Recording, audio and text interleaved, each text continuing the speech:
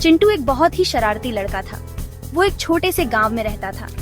एक दिन वो अपने दादाजी के कमरे में खेल रहा था। अचानक उसकी नजर एक पुरानी धूल भरी किताब पर पड़ी। वो देखने में बहुत इंटरेस्टिंग लगी।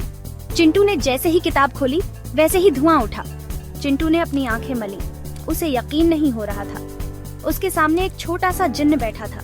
जिन्न मुस्कुराया और बोला, hello, I am Golu. Chintu तो भौंचक्का रह गया। उसने पहले कभी जिन्न नहीं देखा था। गोलू की आंखों में शरारत थी। उसने कहा, मैं तुम्हारी 3 इच्छाएं पूरी करूंगा, लेकिन पहले तुम्हें मुझे हंसाना होगा। चिंटू बहुत एक्साइटेड हो गया। उसे लोगों को हंसाना बहुत पसंद था। उसे पूरा यकीन था कि वो गोलू को भी हंसा देगा।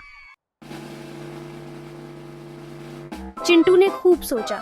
वो गोलू को इम्प्रेस करना चाहता था। उसने अपने हाथों को मुर्गी की तरह फड़फड़ाया। कुकड़ू कू, चिंटू चिल्लाया। वो उछल कूद भी करने लगा। गोलू बस मुस्कुराया। वो थोड़ा फनी था।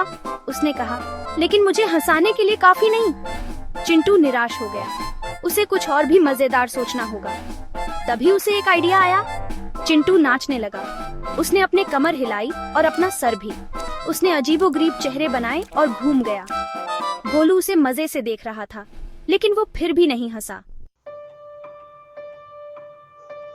चिंटू के पास अब कोई आइडिया नहीं बचा था।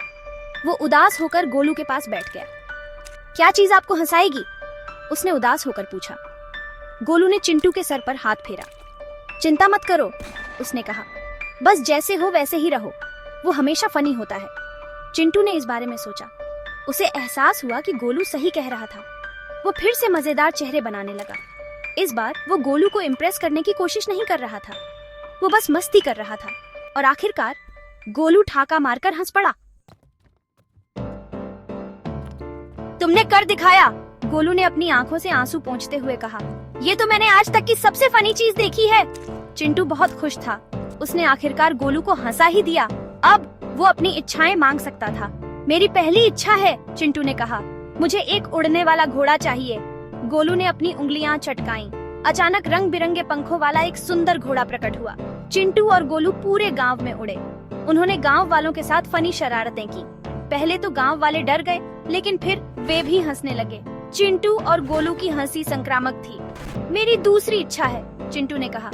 मैं चाहता हूँ कि गांव के हर व्यक्ति के चेहरे पर एक पाई लगी हो। गोलू ने फिर से अपनी उंगलियां चटकाईं। अचानक आसमान से पाइयां बरसने लगी।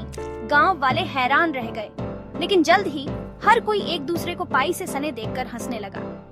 मेरी आखिरी इच्छा है, चिंटू ने कहा। मैं चाहता हूँ कि हर कोई खुश रहे और हंसी से भरपूर रहे। गोलू मुस्कुराया। ये तो बहुत ही अच्छी इच्छा है, उसने कहा। इसे जरूर पूरा किया जाएगा। उस दिन से चिंटू का गांव एक अलग ही जगह बन गया। यह हंसी और खुशी से भर गया। लोग अपनी चिंताओं को भूल गए और जिंदगी का आनंद लेने लगे। उन्होंने अपने गांव का नाम बदलकर हंसघवा रख दिया, जिसका अर्थ था हंसी की जगह। चिंटू ने उस दिन एक बहुमूल्य सबक सीखा। उसने सीखा कि हंसी सबसे बड़ा खजाना है। यह लोगों को एक साथ ला सकती है और दुनिया को एक बेहतर जगह बना सकती है।